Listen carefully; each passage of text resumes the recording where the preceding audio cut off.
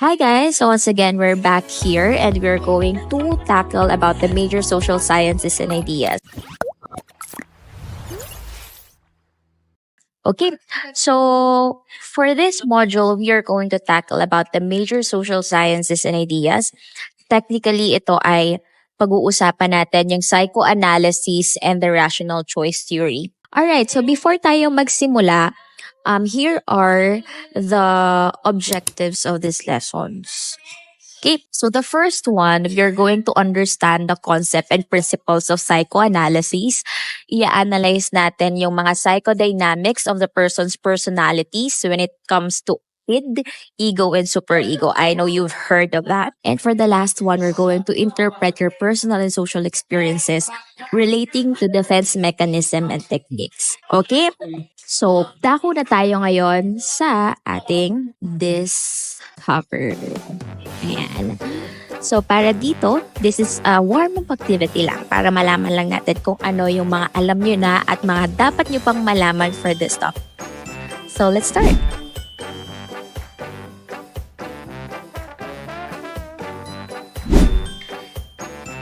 Sa loob ng inyong klase, may ibibigay ang inyong guro na 4 na kulay sa harap. So, if familiar kayo sa mga game show, yun parang pera o bayong, ganyan.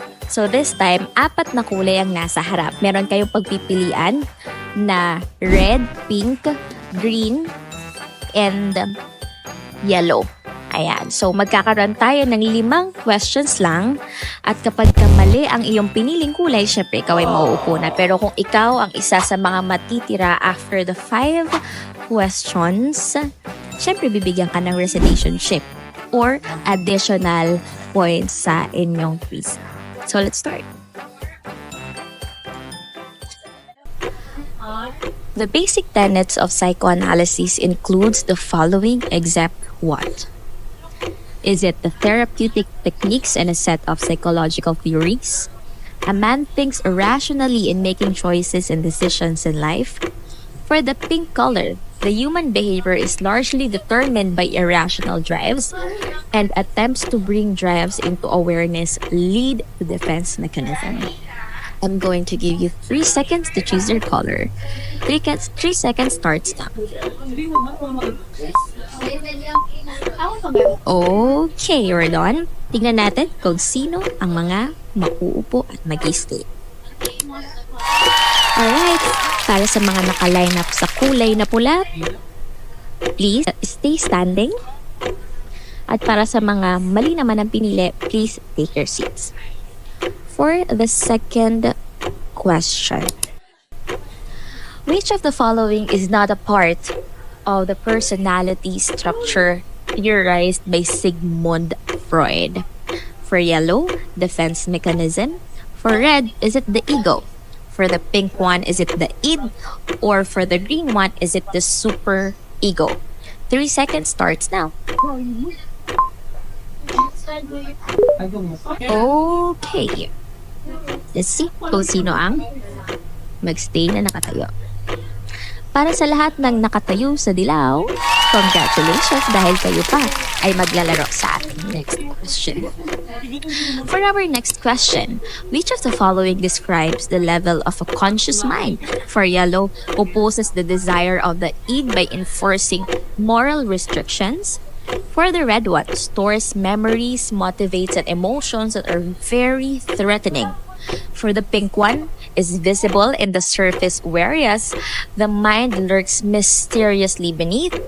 And for the green one, contains memories that are not conscious but easily be brought to consciousness. 3 seconds starts now. Tingnan natin kung sino ang nakakuha ng tamang sagot. Para sa lahat ng mga nakatayo sa color pink, congratulations. At para sa mga mali ang nakuha, you may now take your seats.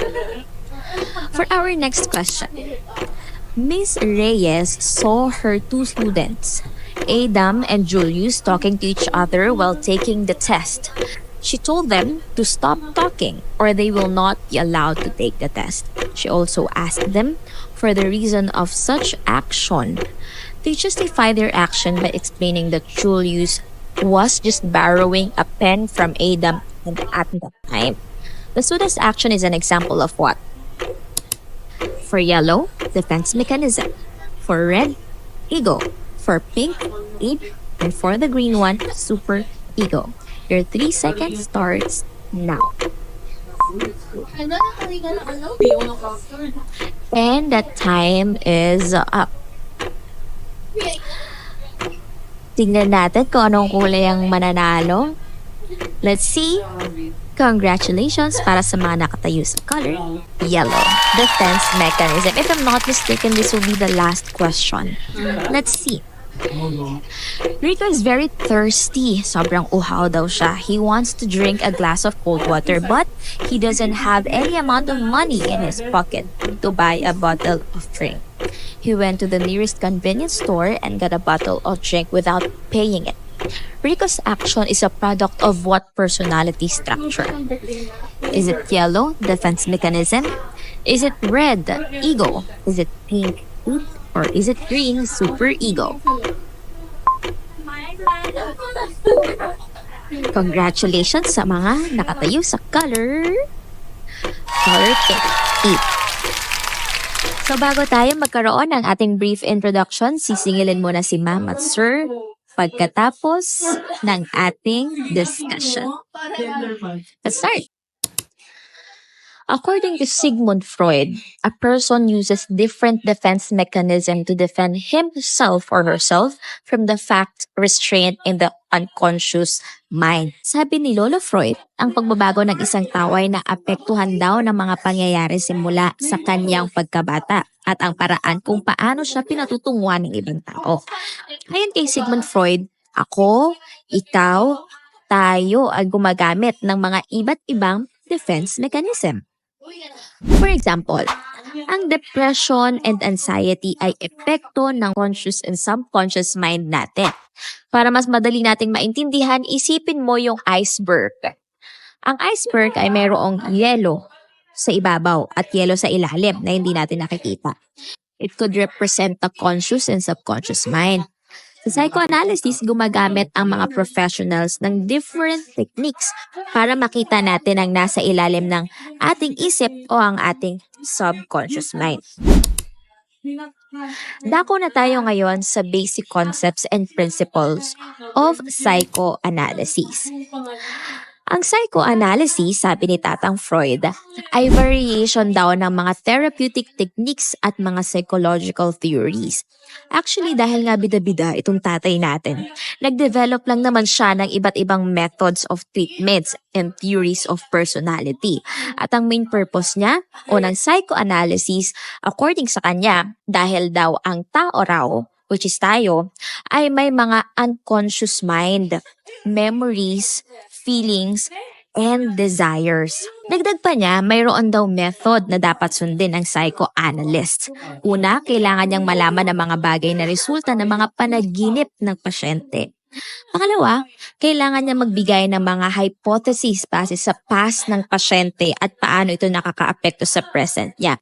Importante rin na may basehan ito base sa mga observations. Pero ito tatandaan natin guys, kapag tayo ay mga kaibigan o kakilala na may mga depression or anxiety, we never give them the solution. Hayaan natin na silang makadiscover ng conclusions on their own. Kasi kapag inunahan natin sila, rather than letting them know it on their own, maaari silang magkaroon ng repression o i-resist nila yung mga conclusions mo. Kaya importante na sila mismong makatuklas dahil mas madali silang makarecover sa ganong paraan. Dako tayo sa 3 personality structures. Sabi ni Lolo Freud, meron daw 3, no? We have the id, ego, superego.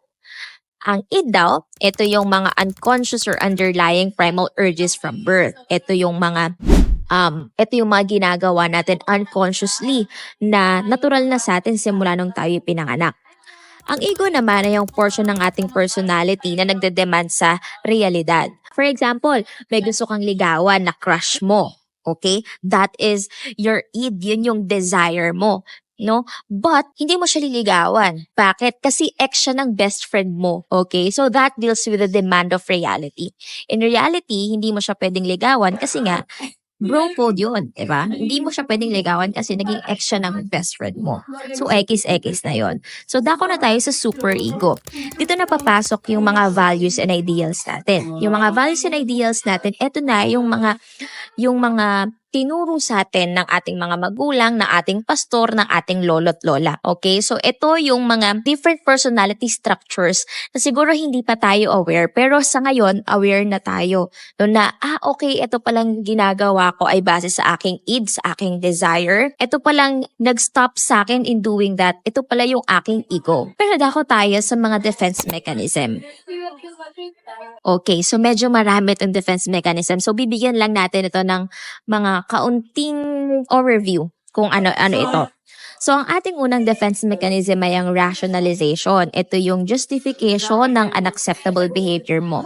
Usually, ito yung tinatawag nila na gaslighting, no? Na kahit na may kasalanan ka naman talaga, you still justify it, no? With introducing or with saying a lot of things. Next is the intellectualization. Ito yung reasoning to block emotional distress. Next is the reaction formation. Ito yung pagbabago ng emotions natin at feelings natin. Next one is the acting out yung sobrang OA. Yeah, sobra na OA pa. Yung mga sobra nating expression na ginagawa. Okay? Next is the projection or transferring the driver behavior that causes anxiety to others. Next one is the dissociation o yung pagsiseparate ng ating memories na hindi natin gustong harapin o gusto nating kalimutan. Next is the compartmentalization. Ito naman yung pagsiseparate. Actually, it is somehow similar to dissociation because it deals with separating your part of oneself from awareness to other parts. Next is the displacement. Ito naman yung transferring of negative emotion, na transfer mo yung frustration mo sa isang tao o sa isang bagay. Next is the regression. Ito naman yung seeking of safety of an earlier development stage. We also have the sublimation ito yung dinadivert natin yung intolerable impulse into sociable desirable one. Next is the compensation, yung pagbabalance natin ng ating weakness at ginagawa natin siyang strength. Next is the repression, yung pilit natin kinakalimutan yung mga bagay o mga nakaka-trauma sa atin. Next is the suppression, ito naman yung conscious type of forgetting to escape from the problem. Next is the splitting. Ito naman yung, it is the process of seeing everything as bad with nothing in between. And for the last one, yun yung humor na tinatawa na lang natin, ginagawa na lang natin siyang funny aspect, no? Lalo na kapag nandun tayo sa painful situation. Okay, so dako na tayo ngayon sa rational choice theory o yung tinatawag natin na RCT. Ito naman ay pinag-igting ni Auguste Comte or AC. Ayan, di ba? Parang initials ko lang, AC. Ito yung pinaglaban ni Lolo Augusto ay tayo raw bilang tao ay nakabase sa ating pag-iisip o bilang rational being. Ang assumption niya sa theory na ito ay may rason daw ang bawat ugali ng tao. So, maaaring ito ay apektado ng ating personal gain bilang tao. Wait lang, parang ako na lang yata natitira dito. Sige, madaliin na natin to. So sa RCT, ang konsensya, ang ego at moral views ay hindi parte ng conceptual attention ng tao. So as a whole, matter of morality and ethical conduct have to be elevated and examined outside rational choice. Pero syempre, tayo bilang tao, we are moral beings naman, di ba? Hindi naman moral sa atin yung pumatay, yung magnakaw, yung kumain ng tao, kumain ng kung ano man ang pets natin, di ba? It's not moral and it is not ethical. Oh my God, nagsasarado na yung SM. So dalian na natin. So with these thoughts come into personal decision and courses of action. So, dako tayo sa making decisions and action. So, naniniwala ang RTC na tayo daw ay nagdedesisyon base sa profit o makukuha natin kumpara sa cost nito. So, halimbawa, syempre pipiliin mo mag 3-in-1 na kape sa bahay kaysa mag Starbucks dahil nga mas makakamura ka sa kape. Pero ang iba, mas pinipili ang SB kaysa sa 3-in-1 sa bahay kasi nga, mas masarap po. So, eto yung mga conclusions natin. Hindi ko naiisa-isahin, but you just have to screenshot na lang for your reference.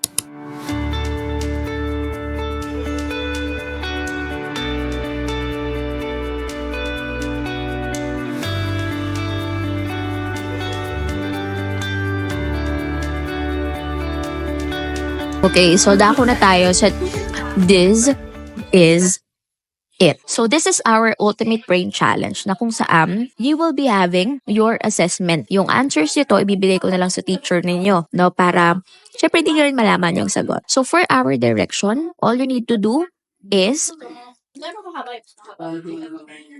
choose the letter of the best answer and write it on a separate sheet of paper.